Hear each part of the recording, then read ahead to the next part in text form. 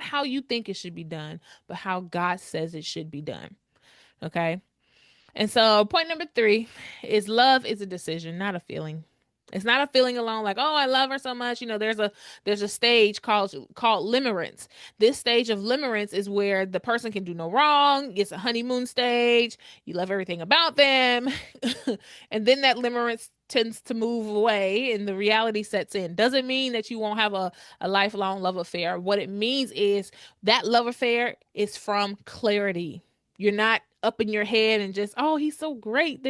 You're ignoring the red flags. You're painting the red flags green so that you can continue to go down the wrong path. Oh, God gave me the green light. He doesn't, he fusses at the janitor, but he doesn't fuss at me. Ma'am, if he is mistreating a janitor, now the janitor is being rude and hit you or something, like if he's defending your honor, that's different. But how he behaves to people that he thinks is lower than him says a lot about his character. And so you want to be able to see that with clear eyes. And this is why it's important to take sex off of the table when you are first getting into relationship with a man or with a woman, because sex muddies up the water. Okay? Because the original design for sex was for the two to become one. But if the two becomes one prematurely, what happens is you leave room, because now you've built your foundation on fornication. You leave room for Satan to come in and sift you like wheat, cause confusion, because you have not sanctified yourself to be committed yourself to being a husband, and you have not committed yourself to be a wife, so that you guys can come together and make a union so that the two can walk as one. Because you are still committed to the world and doing things the world's way. You are still committed to your past and your ex-boyfriends and stuff like that. So you're bringing all of that and you're having sex and you're muddying up the waters. So, if you want to have a purified, sanctified marriage, you need to make sure you wait to have sex before marriage. Don't even get close. We really need to bring back that talking stage when it comes to getting to know someone before you guys even go on a date. Like, you should be talking straight 2 weeks, 3 weeks, 30 days before you go on your first date. Because within them first couple weeks, and I'm not saying that you can't go nowhere, like y'all can go walk at a park, but like to sit down and eat and spend money, no, wait 30 days. Why? Because you don't want to waste your time. You don't even want to be accidentally seen with somebody that you're not even sure of. Okay, go to a park, walk around.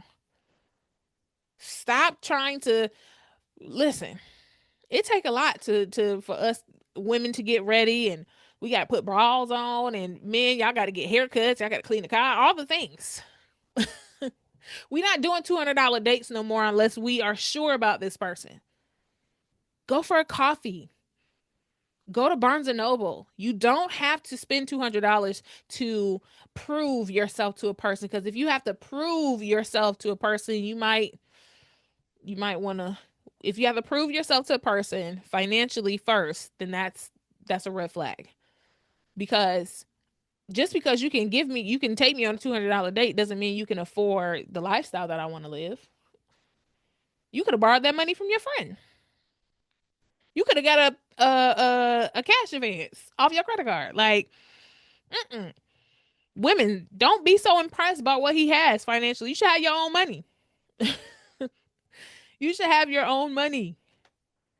Now, if he's inviting you on a date, this is something me and my husband will probably come back around and talk about. But we do have a video where we talked about the $200 date. Money is a seed. And if you are putting your seed into the wrong ground, it's going to spring up a fruit or a plant or a tree that you may not want to have in your garden.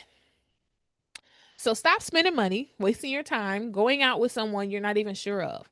So do the interviewing stage. This is what I call dating.